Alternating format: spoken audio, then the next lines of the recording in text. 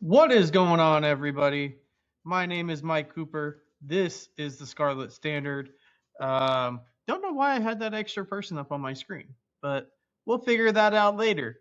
There's been some interesting news that's come out over the last, I guess, 30, 45 minutes at this point. The NCAA has approved the 5-and-5 rule. Which is the new eligibility model. And for those who don't know, the 5-and-5 rule means there are going to be no more redshirts in college basketball, in college athletics in general. There will be no medical hardships as well. The college eligibility will start on their 19th birthday or whenever they step foot on campus, whichever is earliest. But it's interesting to see how that affects schools like UNLV, schools going forward.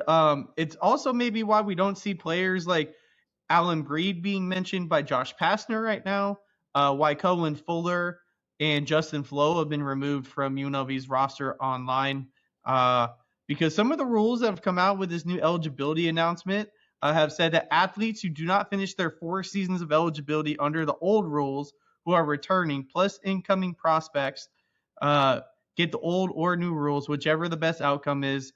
The recruits start in 2027 or start on age-based only. So there is a lot to go down from this. This is big news from the NCAA, but let's kind of break it down a little bit. So basically what the 5-for-5 eligibility model is, on the surface, it's pretty kind of easy to understand. Division I athletes will now get 5 seasons of competition over a 5-year period. So you're not going to have these 7th, 8th year guys. You're not going to have these guys arguing for eligibility, arguing for things like that. You're just going to have 5 years to play 5 years, and that's it. The eligibility clock starts when an athlete enrolls in college full-time or at the beginning of the academic year after they turn 19 years old, whichever comes first. That means traditional red shirts are going away. Most eligibility waivers are going away. So the guys, like I mentioned, Alyn Breed, Howie Fleming from last year's UNLV roster, Justin Flowe, those type of situations you'll never see again, at least the way it stands right now. Granted, the NCAA is ever changing and these rules are always going and evolving. So who knows? But this is as it stands as of today, June 23rd at 12:22 p.m. So, and this is the news that just came out. So we're just going to continue to go through. The old system of 4 years, 5 years, medical hardships, red shirts, transfer wrinkles, COVID years, and case-by-case extensions are being replaced with something that makes more sense. 5 years, 5 seasons, 1 clock. Your clock starts now, as soon as you step foot on campus. And I think that's how the NCAA wants this to be understood. Simple, it's clear, it's easy to explain, it's easy to enforce, and athletes and compliance officers for these programs like UNLV are going to have no stepping around. It's going to make coaches have easier roads to recruit. I think the NCAA is looking at this at college sports in general right now and seeing a system that has gotten harder and harder to govern. NIL has changed the power structure. Revenue sharing obviously is here. The transfer portal has made roster management a year-round job. Conferences, they're shifting, but they're not shifting anymore. We had the new Pac-12 come in. We had different things come in. We had completely different, aspects and landscapes have changed. But with also these other bills that are coming in, is expansion stopping for the Power 4 level? We'll see at that portion. Now courts are getting involved. State laws are different from governing the governing state. Congress keeps talking about national legislation. Every major rule in college athletics feels like it's being challenged, negotiated, rewritten, or just dragged into court. So when the NCAA comes out and says, okay, we're going to simplify eligibility, it's trying to reclaim its authority, in my opinion. eligibility is one of the few areas where the NCAA can still say this is a national rule, and that matters in sports, regardless of basically how NIL has fragmented everything. These different waivers, the different courts. From the Charles Bediako situation at Alabama, where they had different judges say one can play, he can't play. The Sorsby situation just happened at Texas Tech. You're going to have these alumni who are judges that are going to get things passed because they want their schools to thrive. So you kind of have to put a governance into that. And I think for years, especially since COVID, college athletics kept adding exceptions. A player got hurt, there was a waiver. A player transferred, there was a rule change where these players can transfer as many times as they want. They don't have to sit out. COVID happened. Everyone got an extra year. Then the Diego Pavia situation, junior college athletes challenged the restrictions, trying to say junior college years don't count. Courts created new uncertainty.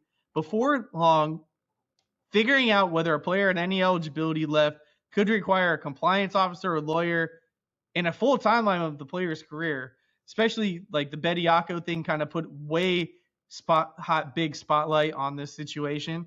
But I think the NCAA has kind of just said, you know what, NIL is getting out of control, but we're going to govern what we control, and kind of the eligibility situation. Enough is enough at that point. I think the new message is pretty simple. If college sports is going to survive in this era of NIL, revenue sharing and portal management and constant litigation, some rules have to become easy to understand. And I think that's the logic behind this. Honestly, you can understand it. Pretty simple, right? 5 years, five years to play, 5 years of eligibility, starts when you step foot on campus or after you turn 19. Pretty easy, right? At least in my opinion. But I think there's value in that clarity. Athletes want to know how long they can play. Coaches want to know how long athletes can play so they can build their rosters out correctly. Schools want to know how many years they can count on players being there. Compliance staffs don't want every eligibility question to become a legal research project. Fans don't need a flow chart to understand why a 25-year-old is still playing college football. Or we have these 26 and 27-year-olds trying to come back and play college basketball. That's where we're standing at right now. And I think, but the simplicity of it doesn't mean these are not going to be harmless. There's going to be lawsuits, and there's going to be players who fight this. And I think that's where it gets more complicated. In college sports, especially in this modern era, eligibility is no longer about participation. Everything is tied to money. And the NIL and the revenue sharing and the money factor changes everything. A college season is not another year to compete anymore. It's another year of NIL income for some of these players who may not get income after their playing career in college is done. It could be another year of revenue sharing. It could be another year to build a brand for some of these guys, improve your draft stock, collect endorsements, or just stay relevant at college age in the landscape. So when NCAA starts to limit eligibility, I don't think it's not only regulating competition, it's just trying to get its earning power back. And that's why this rule could eventually face legal scrutiny. The NCAA is trying to build a cleaner and more defensible model. Courts generally like consistent rules better than just subjective, he said, she said, situational waiver systems. And the old model had way too many exceptions, too many gray areas, and too many decisions that could feel arbitrary. But easier to explain doesn't immune from being a challenge. The NCAA is making a trade. Athletes get 5 seasons instead of the old 4 seasons competition model that was the standard before all this COVID and all this extra waiver and injury stuff, and NIL really took over. But they could lose many pathways that allowed them to extend their career. Players and athletes could lose many pathways that extended their careers, and that's the cost that comes with it. From the NCAA's perspective, in my opinion, that's probably the best compromise. More seasons up front, fewer exceptions later. But not every athlete's going to see it that way. You already see Rothstein putting out tweets that players are going to fight this as they, as some of them should.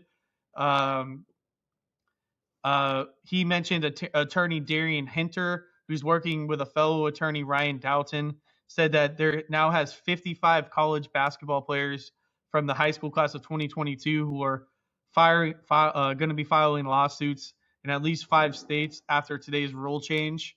It's going to start, and it's going to start in 2027. And then also he put out too that it says that prospects starting in fall 2027 will be considered age-based only under the new guidelines. Prospects for this coming year and people with eligibility still remaining after 25-26 will get whichever model works best for them. And schools will have to decide that in the next coming months. So now it's going to become, this year is going to become a situational basis. That goes for Howie Fleming, Alyn Breed, who's Pastner had a commitment from but can't comment on because they don't know if he's eligible or not. Justin Flowe, who's been at UNLV spring practice but has not participated in anything and is now no longer listed on their roster. Cohen Fuller, same thing. He actually participated in spring ball, participated in the spring game, was on their roster. Phil Steele picked him as 4th team all conference. And then now all of a sudden he's not listed on UNLV's athletic website on their roster. So it's going to be interesting to see what that kind of looks like. For those who did ask me about that, I just put their roster in alphabetical order to see where they're at, and it skips obviously because the Fs are easy to find. The Fs just skip right over them. It goes from Big Feta to Print Fox. So obviously those players are not there; they're gone. They would be in between. Fuller might be above Fulton, but you get what I'm trying to say. But I also think I need to hit on the point of where this stands for certain athletes as well. If a player who starts when he's 18 or 19 stays healthy, plays the right way, this is going to be a great deal for them. 5 seasons, no confusion, no redshirt games, no guessing. It's going to elevate the competition level. You're not going to have guys sit out because they tweak something or anything like that. Cool. You want to sit out? That's fine. You lose a year of eligibility. But where this is going to affect these athletes is the ones that are late bloomers. If you're a junior college player, somebody who gets hurt, like I just mentioned, someone who changes paths, somebody who needed maybe more time to develop, or someone who has a non-traditional academic or athletic journey. This could feel a lot more restrictive to those type of players. And that's where this is going to have the tension and the pushback. It's going to create clarity, but it's also going to remove the flexibility. And it may rush some players' careers. It may rush players back from injury. It may not have these injuries, like this situation UNLV had a couple years ago with Denon. Was he hurt? Was he not hurt? We don't know. Same thing with Whaley. Could he have played? Could he have not played? Well, now that gray area is gone. If you want to sit out, that's fine. You're going to lose a year of eligibility. But I think that's going to have a major impact on these sports. And you're not going to have these opt-outs, like a Matthew Sluka or Michael Allen from, I guess it's 2 years ago now, of opting out after 4 games because you want to sit and transfer. That's not, and because you don't want to lose eligibility. What's done is going to be done. You're either going to play or not. I mean, that could benefit group of 6 programs like UNLV of keep being able to not have the fine line of guys wanting to leave. And it's going to give them time to actually build roster continuity. And that kind of gets me into my next point of where this stands for group of 6 programs. For the group of 6 programs, the Mountain West, the Pac-12, the Sun Belt, the AAC, the MAC, conferences like that, this is going to be a big roster building story for them. And for the better part of the last decade, one of the biggest advantages the group of 6 has had in being able to build rosters and compete, UNLVs, the Boise States, the New Mexicos, the Liberties, for example, those schools who have been able to compete. North Texas, the MAC schools, Northern Illinois at the time, Toledo, schools like that have been able to compete on that level to get and maybe upset some of these schools and the bigger schools in some of these situations have had older guys on their roster. I mean, you look at UNLV's roster last year, older guy Howie Fleming, older guy Walter Brown. Football-wise, you had older Hajj Malik Williams at one point. You had different guys in different situations that have been able to build their resumes at the G6 level. And that's been one of the biggest advantages for group of 6 programs. Now, those programs, I mean, obviously everyone knows those programs are not signing recruiting classes that match the Power 4. And they were not getting blue chip, major recruits. They weren't stacking 5-star players, maybe 5-star cast-offs or top 100 cast-offs who may not have been able to play. We'll use Justin Flowe, injury situations, Arizona, Oregon, different scenarios, but you get what I'm trying to say. Like situations like that, but those guys who could develop in year 3 or year 4, these programs could add transfers who needed a new opportunity or a fresh start. Sebastian Mack, prime example of this year's UNLV roster. He may not be older, but had a good first couple years at UCLA, then got hurt, didn't have the best year this year at Missouri, now has another chance at UNLV. Tyler Harris, same thing. Good freshman year at Portland, played with Washington, then played at Vandy, now at UNLV. It's situations like that. Granted, I don't know how those guys are going to play. I'm just using those as examples. But these guys who can want to continue to grow and develop year 3 and year 4. Schools like in the G6, they could add transfers who needed a new opportunity. They could use older junior college prospects who were on a bounce back up to Division I. They could take advantage of medical waivers on players like Alyn Breed, prime example, for roster building. They could take advantage of COVID eligibility and non-traditional paths that allowed players to stay in college longer than ever before. And you're having these older teams come in and play against these bigger schools and maybe actually have a shot. High Point, built on older rosters. UNLV, built on older rosters. New Mexico, built on older rosters. Same thing, Boise State last year in basketball, built on older rosters. They created a version of college athletics and, even college football where the top group of 6 teams could look very different back then and now in this change of the models. A group of 6 offensive line might feature 5 players who were 22, 23, 24, maybe even 25 years old. Or, like I mentioned, a Malik Williams, a veteran quarterback who's entering his 6th season of college football.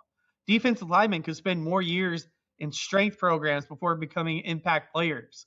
Those teams might not have the same recruiting rankings as the Power 4 opponents that they may play non-conference, but they often had more experience, more physical maturity, and more continuity, and that could potentially matter.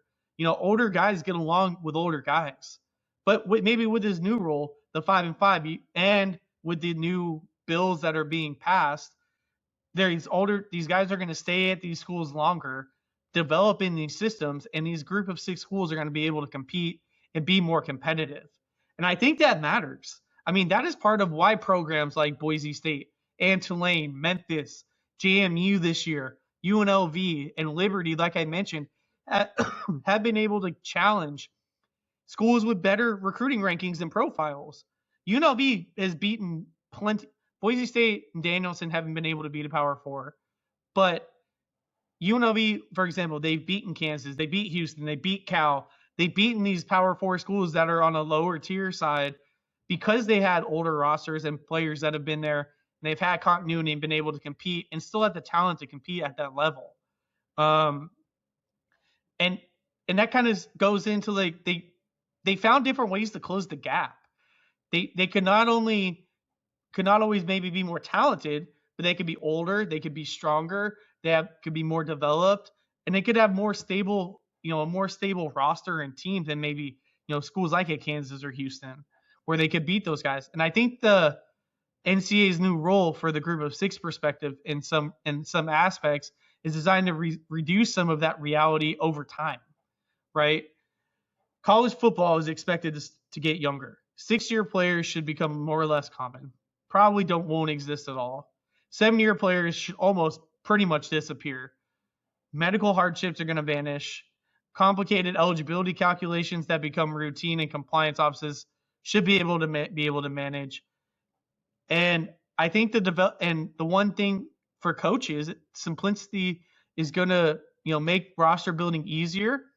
It's going to be able to manage. You're going to be able to recruit differently, but it's going to create a new challenge as well.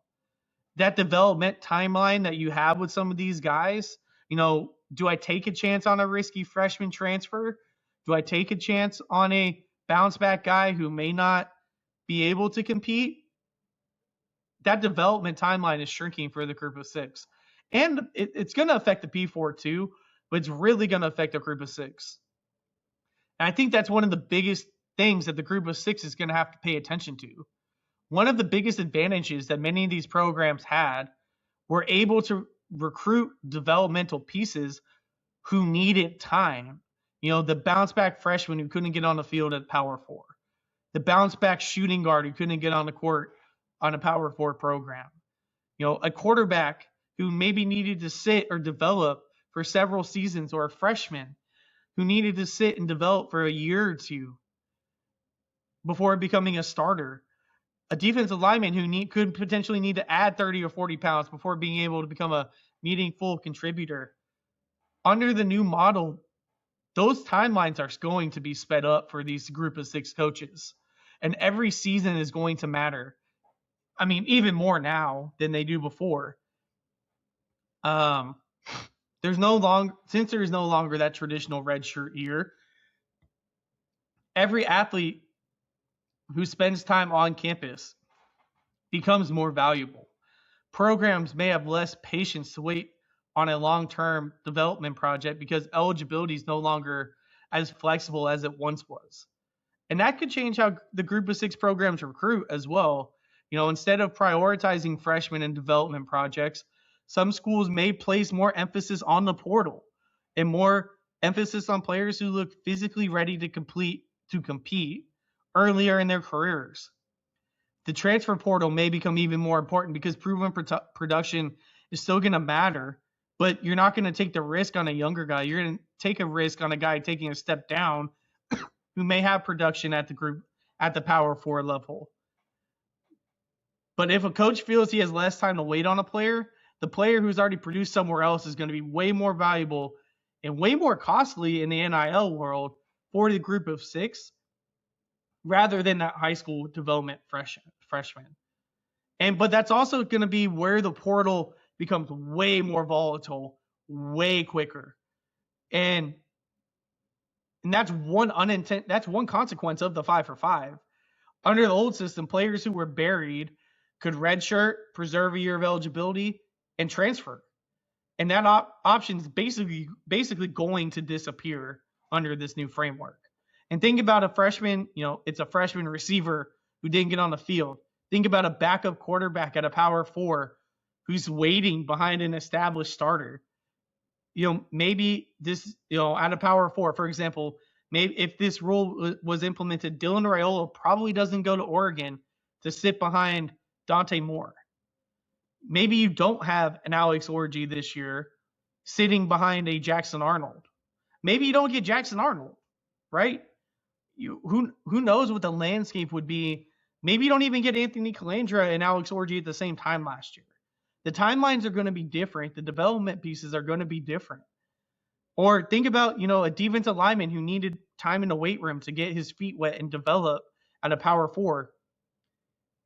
Those players may be not willing to put the work in and not want to wait anymore. If every season counts, transferring has become way more attractive. Athletes could feel pressure to find playing time because they know they have no longer have flexibility to delay getting on the field or on the court. So that helps the group of 6, but also hurts the group of 6. The player pool is going to get bigger, but the group of 6 competition and the NIL and the money that goes into it also is going to have to get bigger because some guys are going to want and command more money because they think that they are more valuable than they are. And like I mentioned, quarterback is probably the best example of this. Many group of 6 teams, UNLV has done it, New Mexico has done it, San Diego State did it last year, Fresno State has done it. They've built their programs around veteran quarterbacks. Only exception would be Boise, maybe with Maddox Madsen, who's developed in that system. But programs now don't develop guys who stay for multiple years before they become a star. They go after that senior, that bounce back guy, the guy who has the extra year of eligibility. Because older quarterbacks provide stability and leadership and experience that helped offset talent gaps elsewhere on the roster. Or even in basketball, the veteran point guard, the senior point guard who needs one more year. Terrence Ford at UNLV this year, for example. These guys aren't going to have time to wait. Granted, do you get a guy, let's just use, Jackson Arnold as an example. Do you get him earlier in his career at a school like UNLV because the eligibility time is dwindling? Or do you get these guys later in their career for one-hit wonders one season and they're gone? It's going to depend. I mean, and even like you can look at the offensive line as well. That might be even a place where it gets hit even worse. One of the great secrets in college football is that age matters in the offensive line. A 24-year-old offensive tackle who spent 5 seasons in college football is different than a 19-year-old freshman. And group of 6 programs have historically benefited from older offensive lines because veteran units can compete physically most times with the lower level sides of the Power 4. And if rosters become younger, those potential advantages that the group of 6 had shrink. That doesn't mean the group of 6 is going to stop being competitive, because that's not. It means the roster building and the recruiting and the NIL building and all of those things are going to change and change very quickly. But it's going to change the traditional ways that they recruit. Maybe Mullen doesn't focus on freshmen anymore. Maybe Pastner doesn't focus on freshmen anymore. With these times ticking, you don't know how long these players are going to be willing to stay and sit and develop because they don't have those years of eligibility to waste anymore. And if the future of college football places a greater value, or college athletics in general, places a greater value identifying development and developing talent quickly, that's going to change and really expose the coach's strengths and weaknesses of who can recruit, who can't recruit, who can develop talent, and who can't. I mean, when you have a quarterback guru like Dan Mullen, for example, who's been touted as that, do you get more shots with older guys who are going to run out of eligibility because these freshmen, or do you lose a chance on developing freshmen like a Derek Garcia because timelines are shortened? So it's going to be very interesting to see how these things go. There's going to be legal complications. There's going to be way different talent at all different levels at this point. I think that it's going to be a long process in the next year and a lot of legal battles of what happens. But it's going to be very interesting to see how this plays out, because at the end of the day, it's going to be a headache. But you also may see why different coaches leave. Dusty May went to the NBA because he didn't want to deal with NIL and recruiting anymore. Are you going to see guys like John Shire leave? Are you going to see guys like Dan Mullen go to a different level? Maybe not want to go to these Power 4 programs anymore. Do you want to see different aspects on things of how these programs are built? And it's going to be very interesting of how things are and how things go. And it's going to affect a lot of different things in the next couple years. It's a lot of people are going to have their opinions. You're going to see a lot of different aspects, a lot of different things. And I'm probably not going to be the first one you're going to hear talk about this. I'll probably talk about this a lot more, and I'm probably not going to be the last either.